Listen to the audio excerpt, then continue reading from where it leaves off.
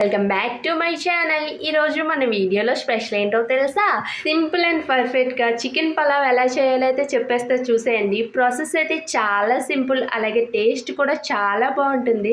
ఒక్కసారి ఇలా ట్రై చేసేయండి. చాలా సింపుల్గా చేసేయచ్చు, అలాగే టేస్ట్ కూడా అదిరిపోతుంది. ప్రాసెస్ అయితే చెప్పేస్తా చూసేయండి. మంచిగా వాష్ చేసి పెట్టుకున్న చికెన్ ముక్కలు అయితే తీసుకొని అందులో ఉప్పు, కారం, ధనియా పౌడర్, జీరా పౌడర్, పసుపు, గరం మసాలా, పెరుగు వేసుకొని చికెన్ అయితే మంచిగా కలుపుకోండి. సో చికెన్ అయితే మంచిగా మ్యాగ్నేట్ చేసుకోండి.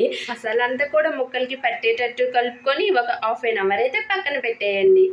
సో పలావ్ ప్రాసెస్ అయితే స్టార్ట్ చేసేద్దామా? ఫస్ట్ అయితే ప్యాన్ పెట్టుకొని అందులో ఆయిల్ ఇంకా నెయ్యి వేసుకొని బిర్యానీ హోల్ గరం మసాలా, జీలకర్ర, అల్లం వెల్లుల్లి పేస్ట్, ఆనియన్స్, పచ్చిమిర్చి, కరివేపాకు, టమాటో వేసుకొని మంచిగా అయితే ఫ్రై చేసేయండి.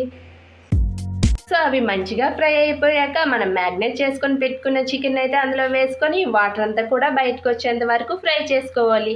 ఇంకేముంది, చికెన్ అయితే మంచిగా ఫ్రై అయిపోయింది కదా, ఇంకా ముందుగానే వాష్ చేసి పెట్టుకుని రైస్ని అయితే అందులో వేసేయాలి. సో ఉప్పు కారం కొంచెం సరిపోదు కాబట్టి కొంచెం ఉప్పు కారం వేసుకొని బాగా అయితే కలుపుకోండి. సో నేను ఇక్కడ 2 గ్లాసులు బియ్యం అయితే తీసుకున్నాను. సో 2 గ్లాసుల బియ్యంకి 4 గ్లాసులు వాటర్ అయితే యాడ్ చేస్తున్నాను. అది కూడా ఇవి నార్మల్ రైస్ కాబట్టి. ఇంకేముంది, మంచిగా కలుపుకొని ఒక నిమ్మకాయ కూడా పిండేసి దమ్ పెట్టేయడమే. ఒక హాఫ్ అన్ అవర్ దమ్ పెడితే చాలు.